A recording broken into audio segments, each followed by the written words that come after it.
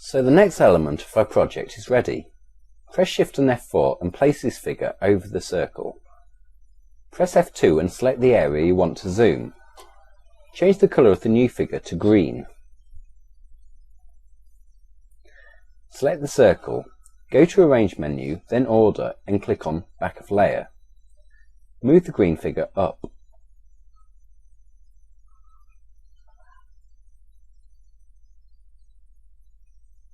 The left and right nodes of this figure should touch the top edge of the blue border. Select the green figure, hold Shift and click on the rectangle. Let's try to align these figures. Go to Align and Distribute palette and click on Align Center Horizontally icon. Well, now the figures are aligned perfectly. Let's move on. Select the blue border figure and switch to Eraser tool. Click on the Crop tool icon and select the Eraser tool. Set the size of the eraser to 6mm and then press Enter. Move the cursor over the blue border.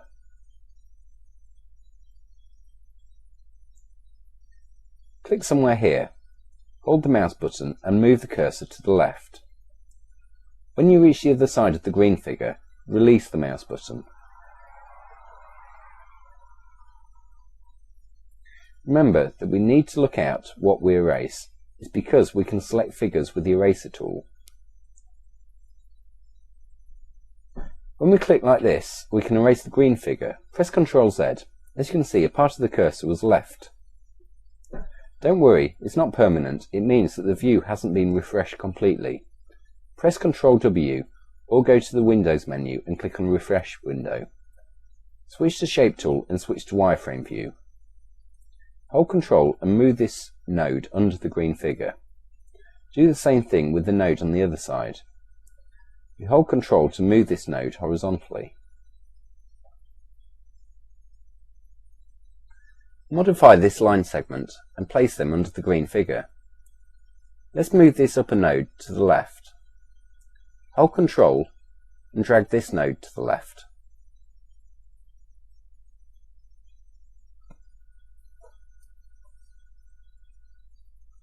So this side is ready. Scroll to the right. Well, this is almost looks ready. Just need to move the top node slightly to the right. Switch back to normal view. Let's see how it looks in normal view. If there's any unwanted areas we want to modify, we can. Now position the nodes to place it under the green figure. Let's say that we now want to place the green figure nodes over the corresponding nodes of the blue figure. To do that, we need to activate the Snap to Objects option. Go to View menu, then Snap to and click on Snap to Objects. Click on the green figure. The program will now help us place the node perfectly. Well, we can see it better in wireframe view. Go to View menu and click on Wireframe. Move the node down and try to position it over the corresponding node, the blue figure. Let's do the same thing on the other side. Just be accurate. We don't want to modify the blue figure. Drag this node and place it right here. Now select the blue figure. Modify this line segment to place it under the green figure. You could just trim this figure, but then we wouldn't have any practicing on working on paths. Switch back to normal view, select the blue figure and set its outline to none. Now press F3 a couple of times to zoom out. Normally we'd just copy these figures onto the second part, but let's do it slightly different this time.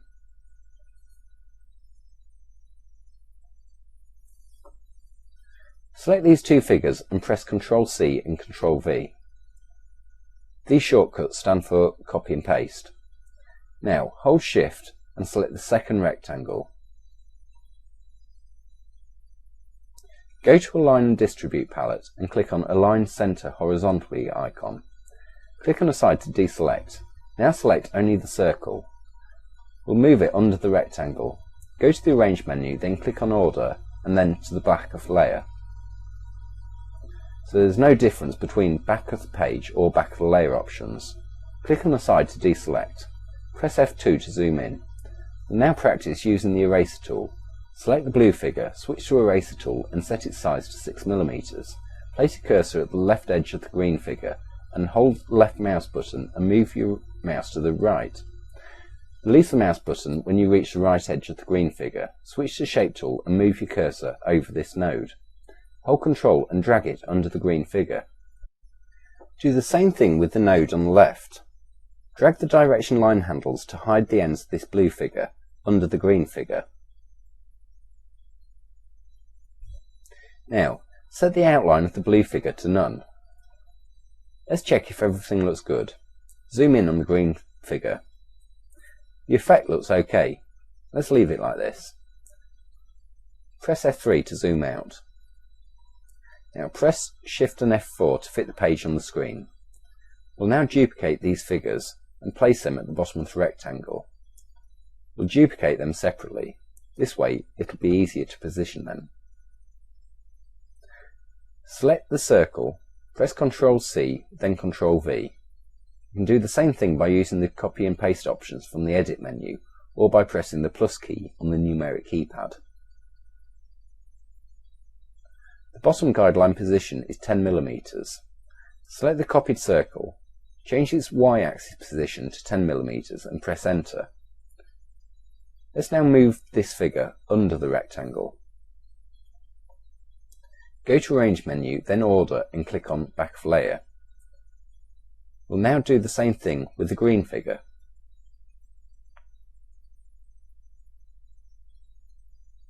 Select the green figure. First, let's see how far from the guidelines this figure is placed. The guideline position is 250mm. The green figure position is 235.86mm. So the difference between the two is 14.4mm. Let's duplicate this figure. Go to Edit menu and click on Copy. Go to Edit menu and then click on Paste. Change the y-axis position of the copied figure to 14.14mm and press Enter. The figure should now be placed on the bottom of the rectangle.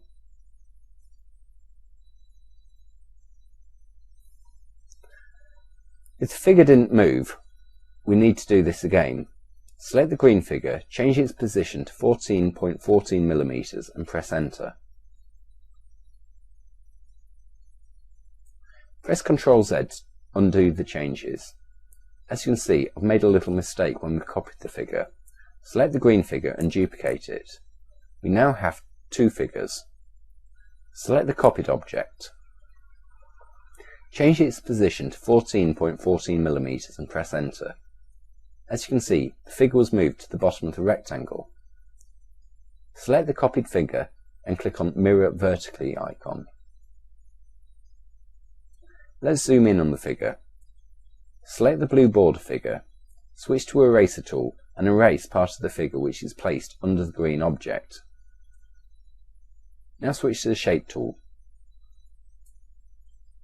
Modify the ends of the blue figure and place them under the green object. We're repeating these actions to get accustomed with the program and practice the usage of various tools. Press Shift and F4. Now we'll merge the circle with the rectangle. We'll do this in two ways. Select the circle, hold Shift and click on the rectangle. Click on the weld icon to weld these two figures together. Scroll to the right. This time we'll just change the colour of this circle to make it look like it's merged with the rectangle. Go to Edit menu, then click on Copy Properties From and select the rectangle.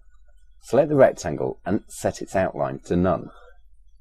Select the circle and set its outline also to none. Select the first rectangle and also delete its outline. To do that, click with the right mouse button on the first icon on the Layers palette. Let's now edit the circle placed on the bottom of the second rectangle. Select the circle, go to Edit menu, click on Copy Properties From. Click OK. Select the rectangle, now delete the outline of the circle. Switch to Rectangle tool and draw a rectangle inside the first side of her flyer. Activate the ratio lock and change the bend of the corners to 5mm. Set the types of the corners to chamfered. Now, access the Align and Distribute palette. Align the figures horizontally and vertically. You can do the same thing by pressing C and E keys on the keyboard. Let's scale this figure now. Hold Shift and drag the bottom middle transformation point down. As you can see, corners are still the same. Press Shift and F4. We'll now use the Import option to place a photo in a document. Go to File menu and click on Import. Select a random photo and click on it twice. To place the photo in a document, click once on an empty space. Let's now downscale this photo. Remember to drag one of the corner transformation points. This way the photo will be scaled proportionally. Let's now insert the photo into the rectangle we've just created. Go to Effects menu, then Power Clip and click on Place Inside Frame. Click on the rectangle to clip the photo. Click the Edit Power Clip icon, hold Shift and downscale the photo. Well, let's say that the photo size is good. Hold Ctrl and move the photo to the right. Holding Ctrl will move the photo only horizontally. Click on the icon under the photo to exit this editing mode. Remember that this photo is connected with the Power Clip frame. Let's have an experiment. Select this frame, hold Shift and downscale it. As you can see, both the frame and the photo were scaled. Press Ctrl Z. Let's learn how we can scale only the frame. Select the frame, switch to Shape tool, go to Arrange menu and click on Convert to Curves. Select all 4 top nodes. Hold Ctrl and move them down. We can also just extract the photo. Click on the frame, go to Toolbox and click on Extract Content icon. Move the photo to the side. We can now edit the frame. Of course, when we extracted the contents, the Power Clip frame was automatically converted into an empty frame. We can also convert this frame into a standard figure again. Click on the frame with the right mouse button, then Frame Type and click on Create Empty Text Frame. As you can see, the frame is now a simple object again. Press Ctrl Z. Of course, we can also edit the shape of the frame by changing the position of the nodes. Press Ctrl Z. Since this is an empty frame now, we can easily place a photo in it. Drag the photo and drop it over the frame. Press Ctrl Z. Let's convert this frame into a figure again. Click on it twice with the right mouse button, then Frame Type and click on None. Of course, we can create the frame the same way. Just click on the right mouse button on the figure you want to convert and access the Frame Type submenu. We have here 2 options, Power Clip and Text Frame. So we can convert a figure into a text frame and then import a text into it. It's the same if we just switch to the Text tool and click on the figure's edge. As you can see, the text frame was created inside the figure, but we already know all about that. Press Ctrl Z, let's place a photo inside the figure. Select the photo, go to the Effects menu, then Power Clip and click on Place Inside Frame and select the rectangle. Press Shift and F4, duplicate this photo and place it over the second rectangle. Hold Shift, add the rectangle to the selection, then access the Align and Distribute palette. Click on the Align Center Horizontally icon to align both objects. Click on the side to deselect all figures. As you can see, the keyboard increment is now set to 0.1 mm. This means that the figure will move for 0.1 mm every time we press an arrow key. Select the frame and use the down arrow key and move it down.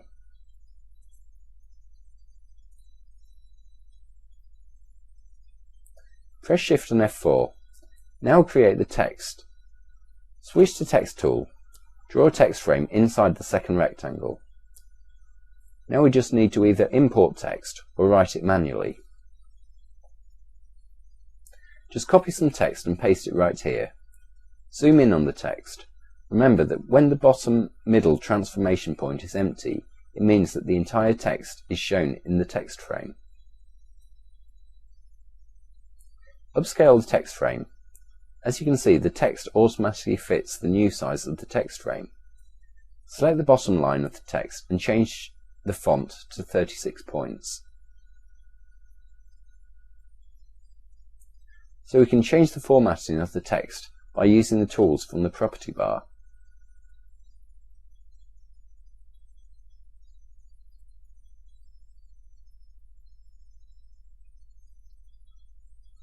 We can also access the text menu and click on the text properties.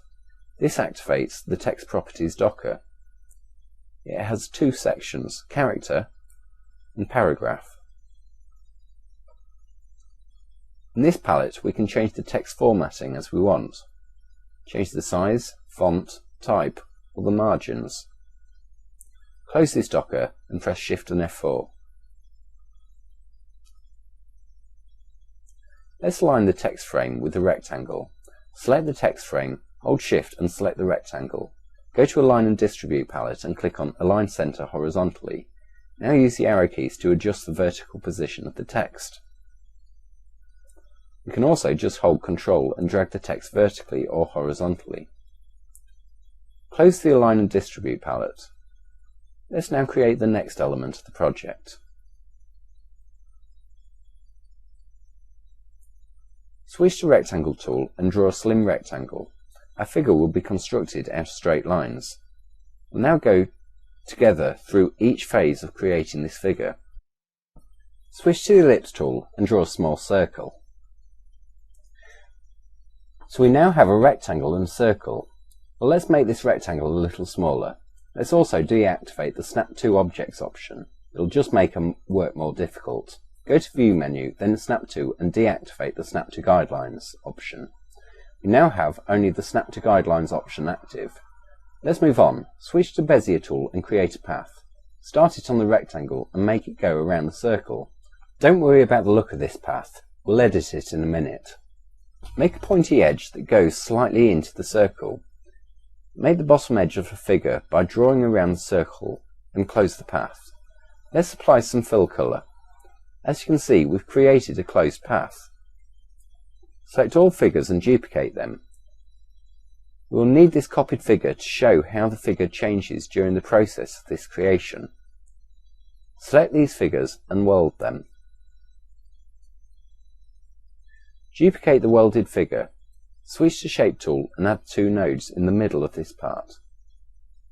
Now, move these two nodes to the right. Your figure should now look like this. Switch to the Pick tool and move these three figures to the left.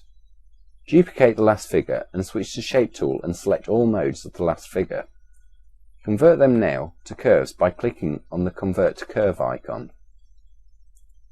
Zoom in on this figure and switch to wireframe view. Select these two nodes and convert them to symmetrical nodes. Select the nodes on the left and move it slightly to the right. Select the bottom left node. Well, actually, select these two nodes and move them to the left by pressing the left arrow key.